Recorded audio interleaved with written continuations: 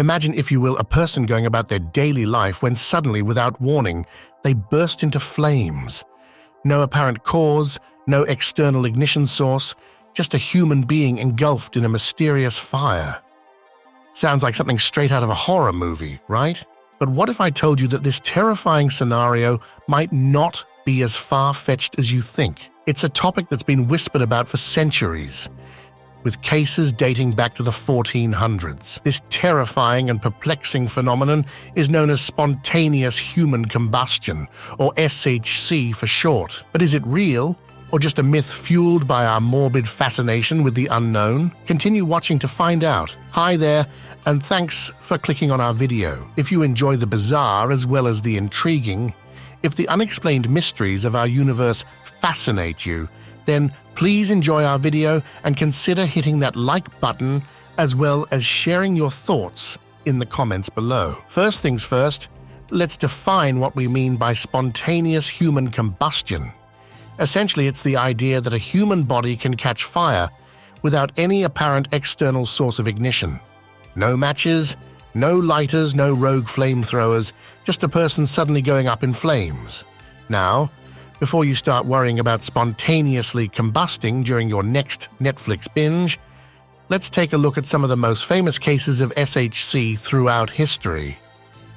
Take, for example, the case of Mary Reeser, a 67-year-old woman from Florida who was found in 1951 reduced to a pile of ashes, with only her left foot remaining intact. Or take the case of Henry Thomas, a 73-year-old man from Wales who was found in 1980 reduced to ashes in his home while the furniture around him remained relatively unscathed. Talk about a selective fire. These cases, and many others like them, have left investigators scratching their heads and wondering, how on earth did this happen? Well, fear not, because we've got some theories lined up for you.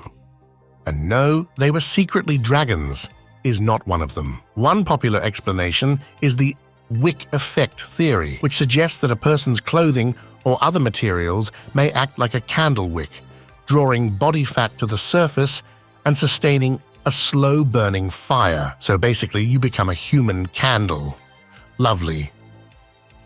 Another theory points to the buildup of static electricity or even ball lightning as a potential cause.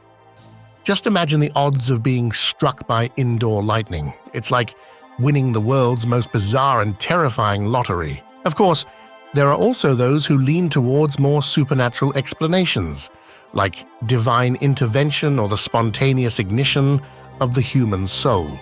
But let's be real. If that were true, we'd have a lot more cases of SHC at our local DMV offices. Now, before you start stocking up on fire extinguishers and flame-retardant clothing, it's worth noting that many skeptics argue against the very existence of SHC. They point out that most alleged cases involve individuals who were alone at the time of their fiery demise, making it difficult to rule out external ignition sources like cigarettes or faulty wiring.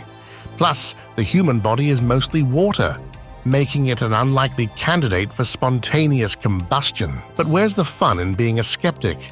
Let's embrace the mystery and the morbid fascination that surrounds SHC. So, what can we learn from all of this? Well, for starters, if you ever find yourself spontaneously combusting, remember to stop, drop, and roll. And maybe avoid wearing acrylic. That stuff's basically kindling. In all seriousness, the mystery of spontaneous human combustion remains unsolved, and it's likely to stay that way for the foreseeable future. But that doesn't mean we can't enjoy a good, spine-chilling story every now and then. So the next time you're gathered around a campfire swapping spooky tales, be sure to bring up SHC. It's guaranteed to be a hot topic. If you enjoyed this video and want to learn about more mysteries that'll keep you up at night, be sure to subscribe. And remember, if you ever find yourself feeling a little too warm, it's probably just the summer heat. But it never hurts to have a fire extinguisher handy. Until next time, stay cool, stay safe, and try not to burst into flames. Thanks for watching.